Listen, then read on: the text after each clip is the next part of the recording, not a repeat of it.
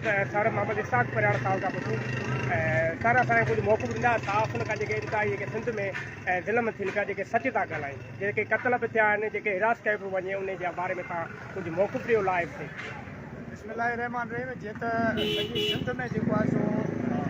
ज़ुल्म बरबरीत जेका सॼी ज़िंदगी रही आहे ऐं इन में जीअं दोस्तनि ॿुधायो त इन में जेकॾहिं हाणे भाइवार आहे त उहा रियासत भाइवार आहे छो जो सदाईं जेको आहे सो सहाफ़त ते वार कयो वियो आहे सहाफ़त सां ज़ुल्म कयो वियो आहे इन करे त सहाफ़ी जेको आहे उहो हक़ ऐं सच जी ॻाल्हि करे थो ऐं हक़ जी सच जी जेको ॻाल्हि करे थो उनखे सरेआम क़तल कयो थो वञे पर उनजी FIR बि दाख़िल कोन थी करे उन्हनि जे बचनि खे तहफ़ुज़ कोन थो ॾिनो वञे। हीअ रियासत जी ज़िम्मेवारी आहे, हीअ असांजी ज़िम्मेवारी न आहे। असां रियासत खां जेको दौर मुतालबो था करियूं वफ़ाक़ी गवर्नमेंट खां मुतालबो था करियूं सिंध गवर्नमेंट खां मुतालबो था करियूं त जेके सहाफ़ी जेके बेगुनाह क़तल थियनि था उन्हनि खे हिरासत कयो थो वञे बिल्कुलु उन्हनि खे तहफ़ुज़ ॾिनो वञे पर उन्हनि जा जेके केस आहिनि उहे दाख़िल जेके थियल आहिनि उन्हनि में जवाबदार गिरफ़्तार कया वञनि न त ॿी सूरत में हीअ सॼी जेके समाज जी जेके वर्कर आहिनि सॼी सिंध जा जेके पॉलिटिकल माण्हू आहिनि उहे तव्हांजी सिंध जो घेराव कंदा असेंबलियुनि जो घेराव कंदा जीअं वकीलनि अॼु जेको आहे सॼी सिंध में जेको आहे केनालनि जे मसइलनि ते ॿियनि मामलनि ते तव्हांखे छोड़ो कयो आहे तंहिं करे तव्हांखे असीं ॿुधाइण था चाहियूं त हीअ सहाफ़ी अकेला न आहिनि सभिनि सां असां गॾु आहियूं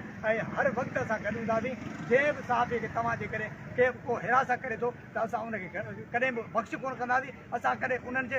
हक़ में जेको आहे पाण अची फिरादी थी ऐं पोइ तव्हां ते केस दाख़िल कराईंदे पोइ तव्हांखे ख़बर पवंदी त समाज सुधारक अञा बि जीअर आहे।